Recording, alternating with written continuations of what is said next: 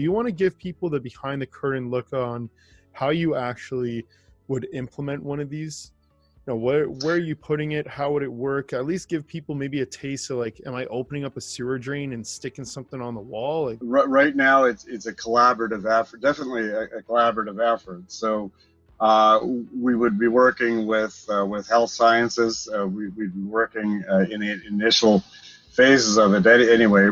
Definitely with academia, people from universities, and then our typical associates engineering companies that do a lot of this anyway, to look at water quality and do a lot of sampling and work with those sampling companies and labs that are behind them to get this up and running. So there's a lot of people involved, but we sort of form the foundation, the common platform from which everybody works from, introduces the data, or does the automation where automation is possible, and so everybody's looking at the same data and the same information and can collaborate from that perspective.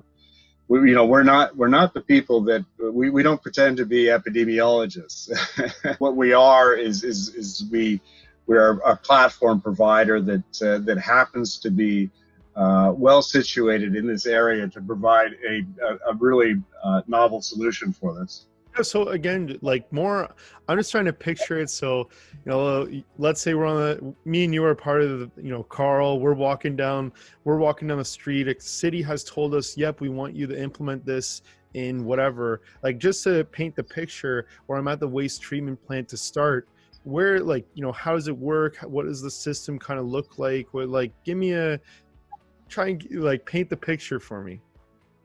Well, the interesting thing about this, Jason, is it's already being done. So all the components that are necessary to put the whole thing together are there, and nothing has to be created, and that's why we jumped on it. If it was going to be a 12-month development cycle for us to deliver this, we wouldn't have done it, because we wouldn't have known what's going to happen this time next year.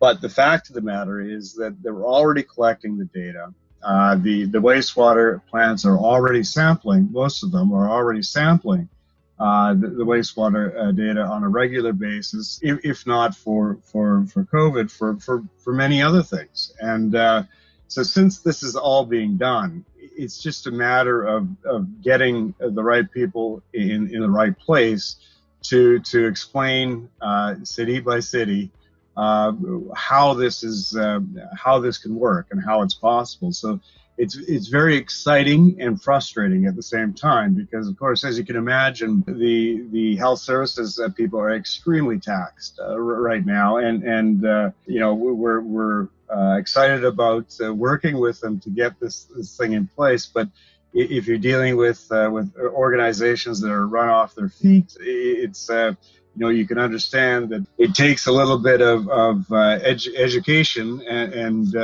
coming together to get these things rolled out. So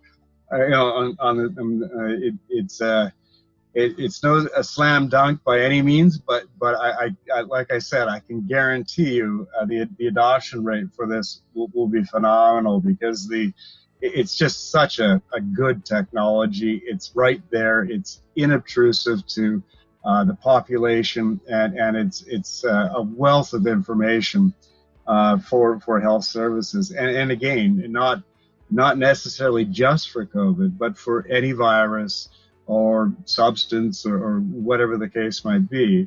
All these things have been proven out, so the research has been done, and it holds a lot of promise. I think the potential on this is insane. It's not just COVID, like you said. It could be the flu, could be other things that happen in the future. You can really obviously test a kind of population's health using a system like this, which I think is incredible.